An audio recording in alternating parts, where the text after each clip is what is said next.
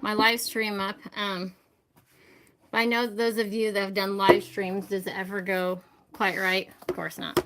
So where would be the fun in that? There's an adrenaline rush. So anyways, just gonna wait to see some people coming on, because I know there's a few that messaged to me that they were looking for the stream. So anyways, let's see. And this is the book that we're going to be reading, None Dare Call It Conspiracy by Gary Allen. It was recommended by the State Secretary of Agriculture, former State Secretary of Agriculture in 1971. Let's see, I don't see anybody yet. Anyways, while I'm waiting, I just want to give a shout out to my parents for doing such a good job being parents.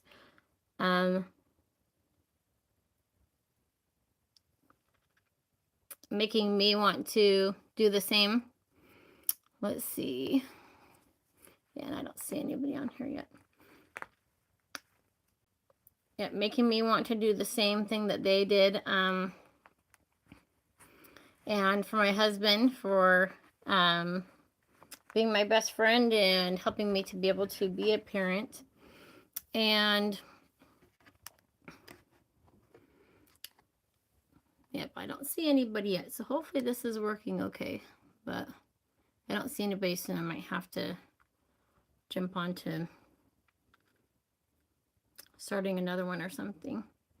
I'm going to go ahead and get onto my computer here and see if I can, if the stream will come up for me. So I have a second YouTube channel called Love Notes from God. This one obviously is Catch the Buzz. So hopefully I'll see somebody pop up there.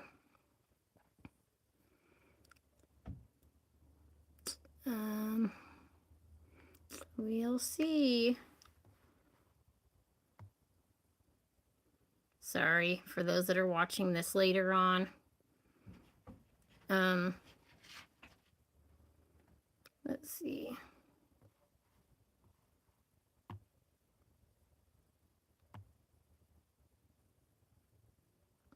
Oh, there we go.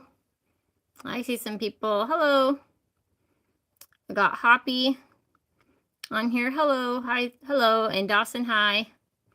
Oh, thank you, Hoppy, for liking my earrings. Okay.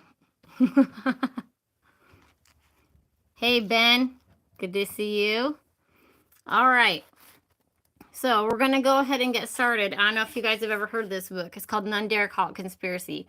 And Hilary Clinton receiving the Presidential Freedom Award, if I said that right, you can correct me if I'm wrong, inspired me that it's time for me to start reading this again and sharing this on my channel. So one of the things about this book is, so I'll go over with you briefly what we did in the first part of the chapter. And there's so many there's really great things in here. And it just takes so long to go through it to really have a conversation and not just read it. So I decided to do half of a chapter at a time. If you want to check it out on my other channel, it's called Love Notes from God. And I read, thank you for the likes, by the way. I read it and it was an hour reading each chapter. So that's Love Notes from God, and you could check that out if you want. But this, I think, is going to be better and more interesting. Hello, Noelle. Yeah, okay, Funksy, all right. Hello, Amir. Hello, Amir Norris and Smudge. Hello. Anyways, where are y'all from? I'm here in Idaho, USA. And if you want to tell me, so we're reading this book because I love the hoodie sweatshirt that I saw at work the other day. I work at a big grocery store, and somebody had a shirt with the White House on the front, and the USA White House, and there's a picture of Trump on the front, and it says, Daddy's home. So I love that. And I know people from Teeny Land, I don't know where that is. But yeah, I know there's been a lot of people from other countries that have told me how much respect they have for President Trump, and a lot of us are really happy to have him back. Anyway, so I'm going to go ahead and start reading the book where I left off. So none dare call it conspiracy. This was suggested by the Secretary of State of Agriculture in 1971, and then also there's a governor here that I'm trying to remember. Let's see what it says. The other person that introduces this, that says everybody should read it. John G. Schmitz from the United States Congress said that everybody should read this. Okay. So, cool. All right. Well, so secondly, these people have over the years acquired a strong vested emotional interest in their own errors. Their intellects and egos are totally committed to the accidental theory. Most people are highly reluctant to admit that they have been conned or have shown poor judgment to inspect the evidence of the existence of a conspiracy guiding our political destiny from behind the scenes would force many of these people to repudiate a lifetime of accumulated opinions. It makes a person with strong character indeed to face the facts and admit he has been wrong, even if it was because he was uninformed. And I think we would all say that we're seeing that a lot right now, especially with the woke culture, and some people have just been really deceived about things, and they just are really reluctant to admit that they're not right and that they were deceived. Okay, so, and this is what really reminded me of it when Hilary Clinton received her award the other day. And you know that there's some people who think that, oh, she must have done some great things, and yeah, she has not done. She's done terrible things. Anyways, okay, such was the case with the author of this book. It was only because he set out to prove the conservative anti-communists wrong that he happened to end up writing this book. His initial reaction to the conservative point of view was one of suspicion and hostility, and it was only after many months of intensive research that he had to admit that he had been conned, tricked, whatever you want to call it. Politicians and intellectuals are attracted to the concept that events are propelled by some mysterious tide of history or happen by accident. And I know it's really interesting. One of my friends from the Haystack channel, Jonathan, he asked the AI about Hurricane Helene, and it said that it was man-made. So nothing suspicious there. Politicians and, okay, let's see. By this reasoning, they hope to escape the blame when things go wrong. Most intellectuals, pseudo and otherwise, deal with the conspiratorial theory of history simply by ignoring it.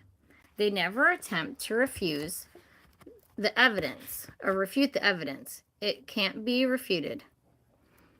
If and when the silent treatment doesn't work, these objective scholars and mass media opinion molders resort to personal attacks, ridicule, and satire.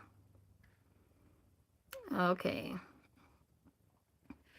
The personal attacks tend to divert attention from the facts which an author or speaker is trying to expose.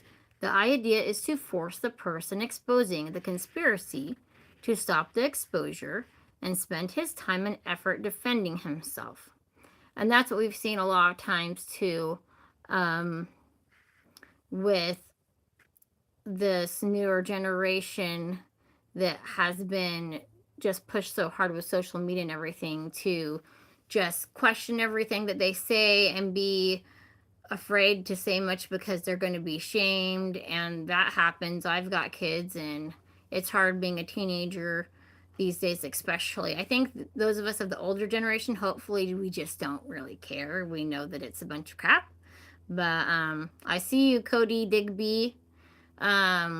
Says down with the youthful, in with the old. Okay, I'm not sure what you mean by that. but I've known a lot of really wise young people. I was told that I was a pretty wise person when I was young too. So, and there's been a lot of young people that have done some amazing things, and it's a matter of who's teachable.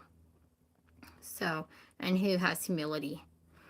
However, the most effective weapons used against the conspiratorial theory of history are ridicule and satire, which we just talked about. Ridicule, like making somebody question all of their judgments. These extremely potent weapons can be cleverly used to avoid any honest attempt at refuting the facts. After all, nobody likes to be made fun of. Rather than be ridiculed, most people will keep quiet. And this subject certainly does lend itself to ridicule and satire. Well, and there's been a lot of people that are like, oh, conspiracy, conspiracy. I'm like, that's there for a reason, and it's a real, there's stuff is really going on. There's just some people making too much money. I mean, we've got somebody who's been in the White House before and is going back, and there's reasons why he was hated. And he's, as he said, that he's, there's a lot of people that don't like him because they were just stowing away all this money and power for themselves, and he's messing with that, and they don't appreciate that. So, oh, hi, Adriana. Thank you. One technique which can be used is to expand the conspiracy to the extent it becomes absurd. Okay, I'm gonna read that again. One technique which can be used is to expand the conspiracy to the extent it becomes absurd. For instance, our man from the halls of poison ivy might say in a scoffing, arrogant tone, I suppose you believe every liberal professor gets a telegram each morning from conspiracy headquarters containing his orders for the day's brainwashing of his students. Some conspiratorialists do indeed overdraw the picture by expanding the conspiracy from the small clique which it is to include every local knee-jerk liberal activist and government bureaucrat. Okay, so I'm going to stop right there. So we've heard all these things lately about the drones, and they're just trying to freak people out. And also them talking about so the drones and the fog, they're trying to freak people out about that. But then you have to say to yourself, what's going on? Because those that are like, oh, we're trying to, oh, Dawson, I love this book. Yes, it's good. I feel like I should be more educated to even read this book. But the thing is too, like, I'm really one that really believes in God and like having the Spirit, and for me, having read the Bible, I know that God helps me to understand the stuff that's going on here. And that's why they don't really want us to read the Bible. I talked to some coworkers today, and I'm like, they don't want us to know what's in the Bible, because I was going to read the scripture, and it talks about that when Christ was born, the government would be upon his shoulders. And so government's not going to like that. They don't want, as we say, the King of Kings and the Lord of Lords is coming back. And they're afraid because judgment is coming for them, right? So looking at Hilary Clinton getting that award around her neck, I was like, look, this is the face of evil from all the things I know in the spirit. Evil good and good evil. That's biblical, right? That's the times we're living in. So, anyways, hey, Jack Lumen, glad to see you. I was waiting to see you. Anyways, okay. All right. Let me get back to where I know. Okay. Or because of racial or religious bigotry, they will take small fragments of legitimate evidence and expand them into a conclusion that will support their particular prejudice, i.e., the conspiracy is totally Jewish, Catholic, or Masonic. These people do not help to expose the conspiracy, but sadly play into the hands of those who want the public to believe that all conspiratorialists are screwballs. So they just, and I've heard this before. A place that I have watched things at before is called Epic Times.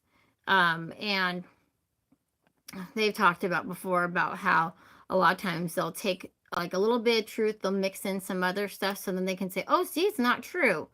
And yeah, the little bits that they added in wasn't true, but like all this other stuff, like the 80% of the rest, they'll just get people to discount it because they're like, oh, well, it's not true. So they just don't listen to any of it. Honestly, there's some really wicked things happening. And if any of you have seen, well, the movie Monsters Incorporated, there is actually there actually is some wickedness, some really wicked things that actually shows something in real life that is happening. It's really quite traumatizing, actually, to know the truth of it. And then if you've ever heard of another movie called The Dark Tower, it's got some really wicked things. There's a reason why Operation Underground Railroad, why they don't want you to know anything that's going on there, because they uncover a lot of these things. So Jack Lemmon, yeah, there's just some real wicked stuff, and people think that, well, Christ can't be coming back because things aren't that bad. And I'm like, you can't handle knowing it because you're not seeing it, then you're not looking, because there's some very wicked things going on. So, but then there's amazing, wonderful, miraculous things going on too. I'm going to share some stories of people that their car caught on fire and there was a Bible on the seat, and it's fine. The car is torched, but the Bible on the seat is fine. And then a house where there was a tornado and the roof was ripped off, and the walls are still standing because there's a cross on one and there's a picture of Christ on the other, and they couldn't get this disabled person out of the bed and in time for this tornado, and they just laid themselves across him like a family, a human shield, and they were all okay. But the roof and the walls, without anything that didn't have a cross or a picture of Jesus on it, is gone. So yeah. Oh, so Jack Lemmon says, life and light robbers that feed off base emotions like fear. Yep. And fear comes from Satan. Yeah, that's the father of lies. And he's making some people think that they're in the driver's seat of their life and they're not.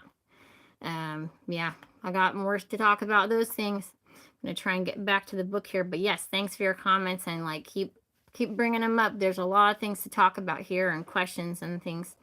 And then if you're also a person who likes to watch stuff on your TV, so you're not able to really make comments, because I'm not sure how that works exactly, you could also come in and have it going on your phone. And then, you know, if you can hear better and see better with it on your TV, you can just from time to time make a comment. It really helps, not just me, but if you do it with other YouTubers.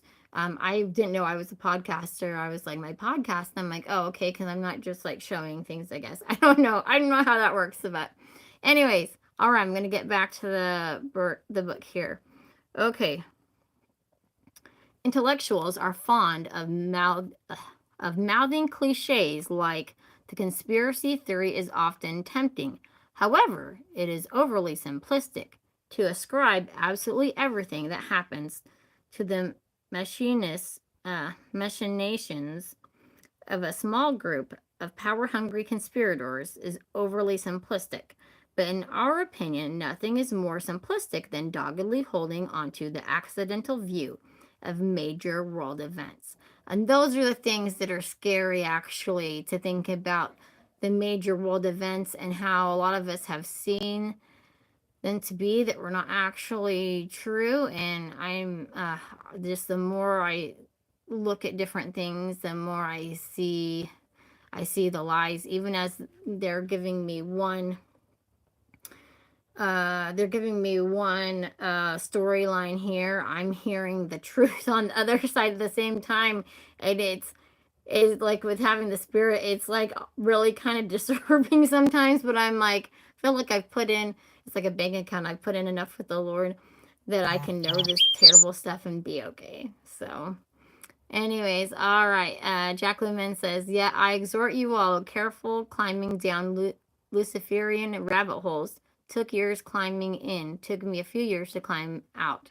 Yes, amen. Like, and as I told my kids, even my ones that aren't active with church and stuff right now, exactly, you can't afford to not have the Spirit, and they know that phrase. And you just can't. You can't afford not to. Have the when you have the gift of the Holy Ghost, or if you haven't, and you are just having your faith in God. Yeah, Operation Mockingbird for one. Yeah, I could start listing some things off myself too. Anyways, forbidden technologies is good things to look at. Also, I like to watch Forgotten History or Covered Up History. I love that channel on YouTube. They're awesome. So shout out to those guys. They're great gentlemen, ex-military, retired veterans. Okay, let's see. All right. In most cases, liberals simply accuse all those who discuss the conspiracy of being paranoid. Ah, you right-wingers, they say, rustling every bush, kicking over every rock, looking for imaginary boogeymen. Then comes the coup de grace, labeling the conspiratorial theory as the devil theory of history. The liberals love that one, even though it is an empty phrase. It sounds so sophisticated. With the leaders of the academic and communications world assuming this sneering attitude towards the conspiratorial or cause and effect theory of history. It is not surprising that millions of innocent and well-meaning people in a natural desire not to appear naive assume the attitudes and repeat the cliches of the opinion makers. And I love, there's a channel called True Millennial, and he has done a lot. He's awesome. He's got a lot of film experience. That's what he does for a living. And he showed how, like, all these different news programs showed them how in tandem they're repeating the exact same lines. And that's one of those things when you understand about like psychology, that if somebody hears a phrase enough times, they'll start to believe that it's true. And just that, like, another thing is, like, if you're making somebody do something they don't want to do, like, even if you love chocolate cake, like, nobody wants to be made to do something. So that's another thing that they can also use in the opposite to get people to do or not do what they want them to do without them realizing that they're being manipulated. Okay. These persons, in their attempt to appear sophisticated, assume their mentor's air of smug superiority, even though they themselves have not spent 5 minutes in study on the subject of international conspiracy. And I would say that that applies to so many things these days, because, I mean, this book was written in the, well, it came out in like 71. And so how many limits on technology and communication was there then? There was not a lot. Like, I know that people would, like, there was a time when people would go to the movie theater to watch the news.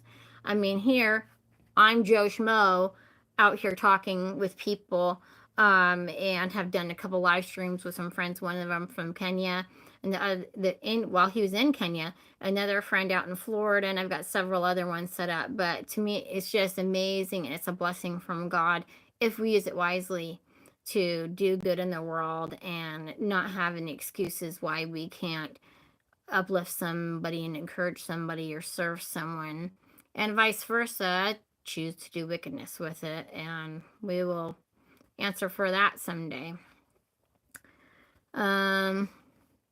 Jack Lehman says, I have met cult ritual abuse survivors, one in person. Do not take any of this lightly, y'all. It's real, but this is Mists of Darkness stuff, as in Lehi's dream. You can get lost.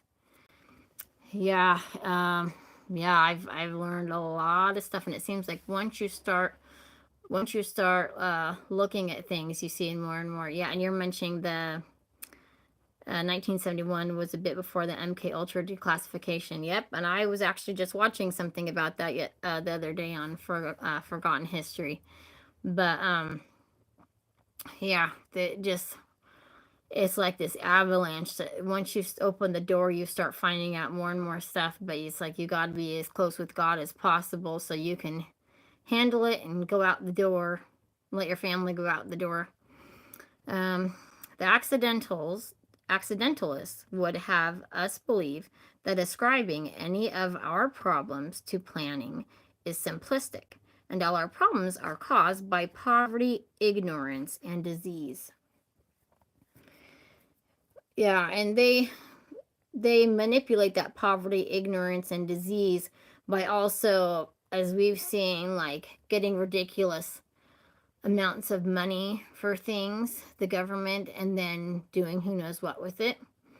Not putting it where it needs to go, that's for sure. And I feel bad because the grocery store I work at, there's people out there wanting money for different things, like different organizations. And unfortunately, once it comes down to things like what happened during the pandemic, and you have like the BLM and everything, and you had all those people like asking for money and getting money and then not doing with it what they said they were.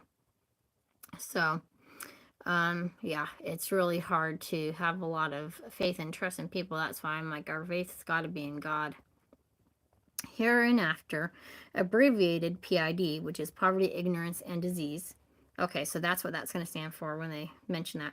They ignore the fact that organized conspirators use PID, real and imagined, as an excuse to build a jail for us all. I was just talking about. And that's happening right now with they got all these people that come across the border, and then what do they have to do for work? Where do they have to live? All that kind of stuff, and it's just sick and terrible. And people talk about, well, there's got to be this, there's got to be, before Christ comes, a mass depopulation, and when the people are coming across the border, nobody's looking for them. Nobody knows where they are. And if you just look at the Hurricane Helene, right there's a bunch of lives lost. I would also mention, yeah, abortion. Also, people being in relationships where there's not going to be a child produced because between the two, there cannot be a child produced. Not because of infertility, but because you have people of the same gender. And so that, to me, how is that not a depopulation event there also? And then people doing things to their bodies because they're not sure what they are. They're not sure what they should be, and then they, as I've heard people say that have detransitioned, then they're left feeling like they're not one or the other, which is terrible. And so a lot of these things, and like I said, poverty, yes, poverty in the way that they've done so many things to make it difficult for families to survive, that they aren't having children, and because they feel like they can't afford to, and insurance being ridiculously expensive so that people can't have children also, because as one of my coworkers said, she's like, I can hardly afford to take care of myself. How can I bring a child into the world and take care of them? So there's a lot of things. Yes, there are people that are selfish, but then there's also parents that are telling their kids not to have kids, or that they're too young to get married or too young to have kids. And so, it's not just the youth problem, it's what's been done to them too. So there's a lot of unfair things to them. So, okay. So the build a jail for us all, that's being trapped and not having a lot of options and not having a lot of hope. Most of the world has been in PID since time immemorial, and it takes incredibly superficial thinking to ascribe the ricocheting of the United States government from one disaster to another over the past 30 years to PID. Accidentalists ignore the fact that some of the more advanced nations in the world have been captured by communists. Czechoslovakia was one of the world's most modern industrial nations, and Cuba had the second highest per capita income of any nation in Central and South America. And as I'm recording this right now, the Prime Minister of Canada just resigned. That as soon as they find someone to replace him, he's resigned. So, and interestingly, during COVID, there was a lot of different people in offices that resigned also. So, there's stuff going on for sure. Is it not true, however, to state that there are no members of the intellectual elite who subscribe to the conspiratorial theory of history? For example, there is a Professor Carol Quigley of the Foreign Service School at Georgetown University. Professor Quigley can hardly be accused of being a right wing extremist. Those three words have been made inseparable by the mass media. Dr. Quigley has all the liberal credentials, having taught at the liberal establishment's academic meccas of Princeton and Harvard. In his 1,350 page, 5-pound tome, Tragedy and Hope, Dr. Quigley reveals the existence of the conspiratorial network, which will be discussed in this book. The professor is not merely formulating a theory, but revealing this network's existence from first-hand experience. He also makes it clear that it is only the network's secrecy and not their goals to which he objects. Professor Quigley discloses. That's kind of creepy. He doesn't object to what they're doing necessarily, but he objects to them keeping it secret. I don't know how I feel about that. Yep, Trudeau resigning, yep. Okay, let's see. I know of the operations of this network because I have studied it for 20 years and was permitted for 2 years in the early 1960s to examine its papers and secret records. I have no aversion to it or to most of its aims and have, for much of my life, been close to it and to many of its instruments. I have objected both in the past and recently to a few of its policies, but in general, my chief difference of opinion is that it wishes to remain unknown, and I believe its role in history is significant enough to be known. We agree its role in history does deserve to be known. That is why we have written this book. However, we most emphatically disagree with this network's aim, which the professor describes as nothing less than to create a world system of financial control in private hands, able to dominate the political system of each country and the economy of the world as a whole. In other words, this power mad clique wants to control an individual, control and rule the world.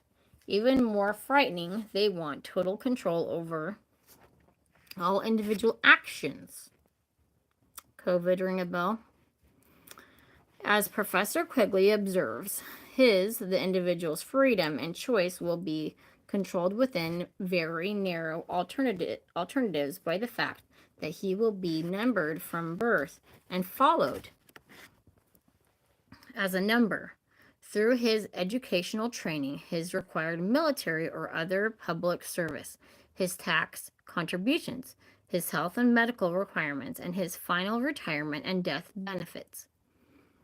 It wants control over all natural resources, business, banking, and transportation by controlling the governments of the world. In order to accomplish these aims, the conspirators have had no qualms about fomenting wars, depressions, and hatred. They want a monopoly which would eliminate all competitors and destroy the free enterprise system. And Professor Quigley of Harvard, Princeton, and Georgetown approves. Yeah, that's just, when you read that and think about all the stuff that's been going on with us, I mean, they were seeing these things coming years ahead. So in the 70s, we're talking like 50 years ago, they were talking about seeing these things happening, and like I said, there's just more technology now to make it easier for them to manipulate people. And I'm somebody who's been interested in marketing since I was in like 4th grade and advertising.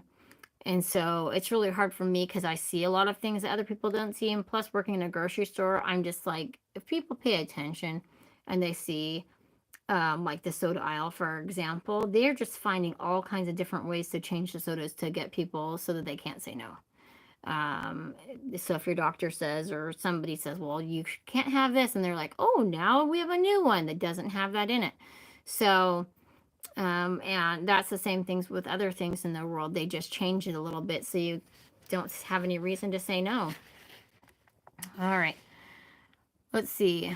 Professor Quigley is not the only academic who is aware of the existence of a clique of self-perpetuating conspirators whom we shall call insiders. Other honest scholars, finding the same individuals at the scenes of disastrous political fires over and over again, have concluded that there is obviously an organization of pyromaniacs at work in the world. But these intellectually honest scholars realize that if they challenged the insiders head on, their careers would be destroyed. The author knows these men exist because he has been in contact with some of them. Well, and I think that's the other thing is too, there are some people that are very, very wealthy. And so, as in the scriptures, as it says, it's easier for a camel to get through the eye of a needle than for a rich man to get into heaven. And, but that also people tend to like hate on some because they're like, oh, well, they're poor, so they must be lazy or whatever their judgment is. They're like, oh, they're rich, so they must just be a terrible person. They're so greedy. But we don't know what a lot of different people are choosing to do with their money and their opportunity. And we all have so many gifts and blessings, and it's not just monetarily, not just money. So it's not plain to see. There are also religious leaders who are aware of the existence of this conspiracy. In a UPI story dated, let's see, what does UPI mean again? I'm not sure, sorry. Dated December 27th, 1965, Father Pedro Arrupe, head of the Jesuit order of the Roman Catholic Church, made the following charges during his remarks to the Ecumenical Council. This godless society operates in an extremely efficient manner, at least in its higher levels of leadership. It makes use of every possible means at its disposal, be they scientific, technical, social, or economic. And that's one of the things, if you look at it's, the channel is The Universe Inside You, and it is Forbidden Technologies. There's so many things that you come across and you just say like, wow, we have all this technology, but only certain people get to have it. And you kind of wonder how some people seem to always have just so much money, and those of us have worked super hard. And there's a lot of deception, but I also know that God is blessing some really good people, and we just don't realize how much money they have because it's not a thing for them. They just are busy doing a lot of good with it. Okay, but it's interesting to me that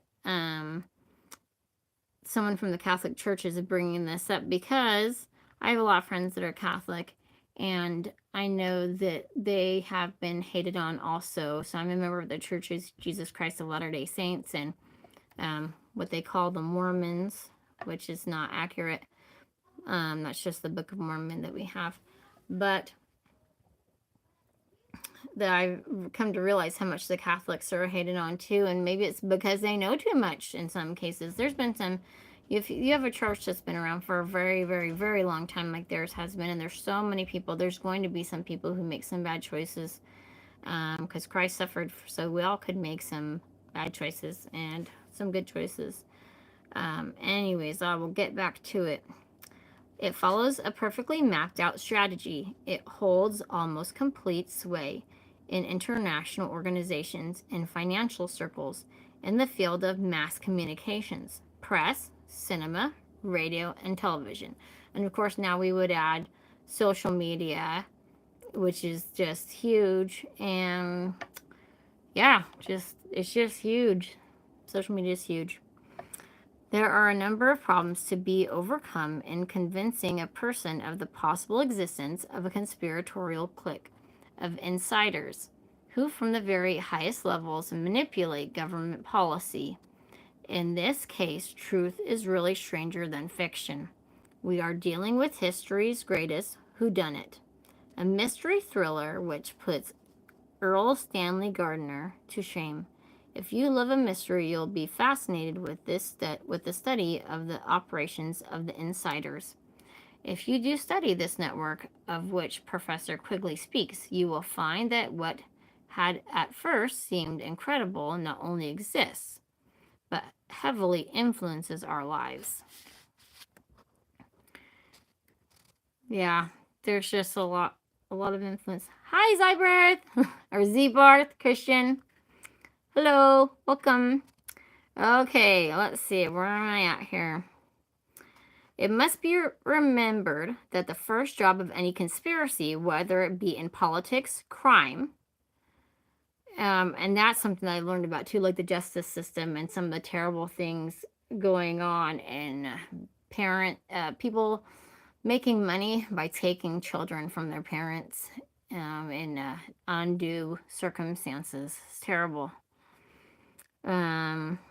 Called they call it medical. They just find a medical reason why they need to take this child from their parents, a medical abduction. And it's really terrible. There's so many different things where systems, they're getting paid to take people's children away from them.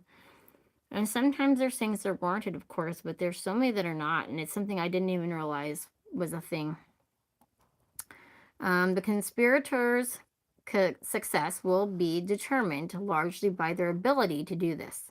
That the elite of the academic world and mass communications media always poo-poo the existence of the insiders merely serves to camouflage their operations.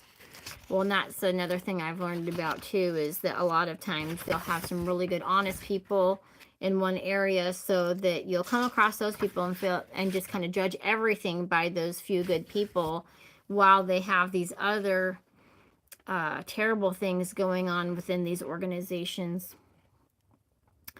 These artists hide the boy, the cart, and the donkey. Okay, let's see. Okay, because in an earlier when I had read in the chapter, it talks about how, what do you see in this picture? Do you see the cart, the donkey? Do you see the boy? And it's just talking about how we can be manipulated. And of course, that's in my other video. Probably sometime you have been involved with or had personal knowledge of some event which was reported in the news. Perhaps it concerned an athletic event, an election, a committee, or your business. Did the report contain the real story? I got something to say about that. The story behind the story, probably not, and for a variety of reasons. I can say for myself real quick, I was involved with a STEM school that had just started in the area, and there was some terrible things being said about the principal, and I was at the board meeting and prayed and stood up and said some things kind of in defense of the principal and the other things that were going on, and what our priorities should be, and they're forgetting about the kids. And people afterwards came up and hugged me and said, thanks for saying something, and you must have been brave. And I was like, I can't sit there and not say anything, because that's not right either. I don't go to sleep at night just trying to just let stuff go, and it doesn't matter to me. The reporter had time and space problems, and there is a good chance the persons involved deliberately did not reveal all the facts. Possibly the reporter's own prejudices governed what facts went into the story and which were deleted. Our point is that most people know from personal experience that a news story often is not the whole story. But many of us assume that our own case is unique, when really it is typical. And they're just doing that like a wildfire lately, trying to just manipulate people to feel like their life is so terrible when it's not. What is true about the reporting of local events is equally as true about the reporting of national and international events. And something I would next is going to go on to say psychological problems. And to me, a psychological problem is now with there being, I mean, I was watching this thing and this girl's like, oh, my hair is not very nice. And I'm sitting there because I know of some of my ancestry, reading stories about people that are grateful to have some corn to eat so their family doesn't starve, or to have some walls, even though there should be windows there. There's holes, but there's a cloth hanging there. And whenever the wind blows in, it blows in dust and dirt. But they're so happy to have a place that has some shelter. And people coming from other countries and stuff, I realize that when I see them, when I'm working sometimes, that that may be a person who's not going to smile back at me or anything like that, because they may have just watched their whole family be killed before they came to our country, to the United States. So we just don't really even know. A lot of us, we can know a lot of things, but we don't know everything. People are usually comfortable with their old beliefs and conceptions. When Columbus told people the world was a ball and not a pancake, they were highly upset. They were being asked to reject their way of thinking of a lifetime and adopt a whole new outlook. The intellectuals of the day scoffed at Columbus, and people were afraid they would lose social prestige if they listened to him. Many others just did not want to believe the world was round. It complicated too many things, and typical flat earthers had such a vested interest involving their own egos that they heaped abuse on Columbus for challenging their view of the universe. Don't confuse us with the facts. Our minds are made up, they said. And I think we can all be guilty of that sometimes, of not taking in new information and hearing things out. And it is hard because there's so many situations ready to just manipulate us and take advantage of us. And so it is just got to have God. That's all I can say. We just have to have God. Can't afford not to.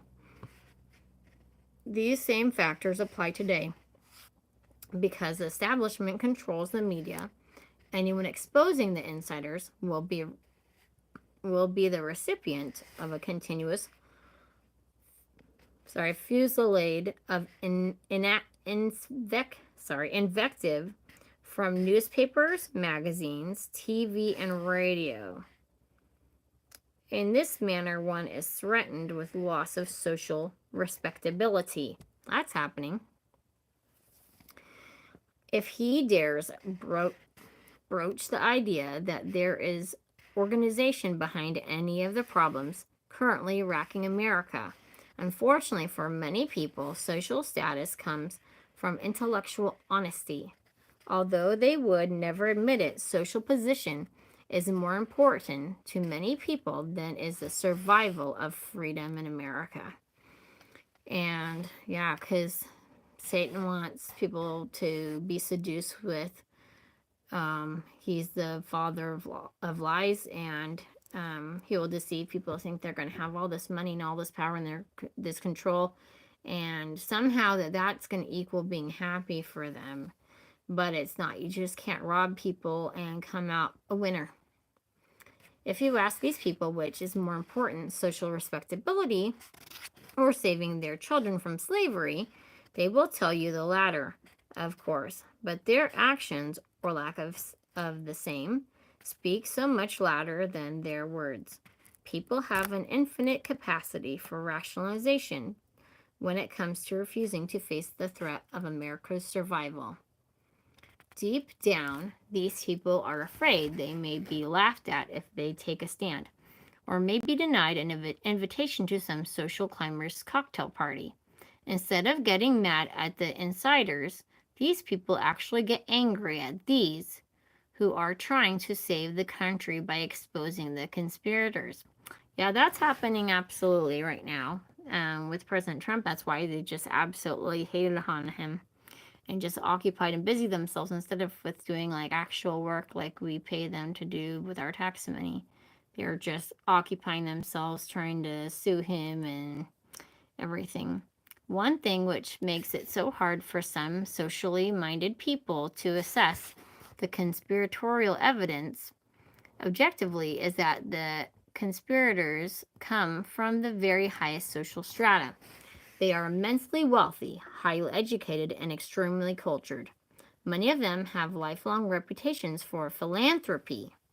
Nobody enjoys being put into the position of accusing prominent people of conspiring to enslave their own Americans. To enslave their fellow Americans, but the facts are inescapable. Many businesses and professional people are particularly vulnerable to the don't jeopardize your social respectability pitch, given by those who don't want the conspiracy exposed. The insiders know that if the business and professional community will not take a stand to save their private enterprise system, the socialism through which they intend to control the world will be inevitable. They believe that most business and professional men are too shallow and decadent, too status conscious, too tied up in the problems of their jobs and businesses to worry about what is going on in politics. And I've just heard that today is like, I'm not going to get involved in politics. Somebody I was talking to at work. These men are told that it might be bad for business or jeopardize their government contracts if they take a stand. They have been bribed into silence with their own tax monies. Yeah, I've experienced that. Hello, Dawson. How are you? Cute little dog in your picture. We are hoping that the conspirators have underestimated the courage and patriotism remaining in the American people.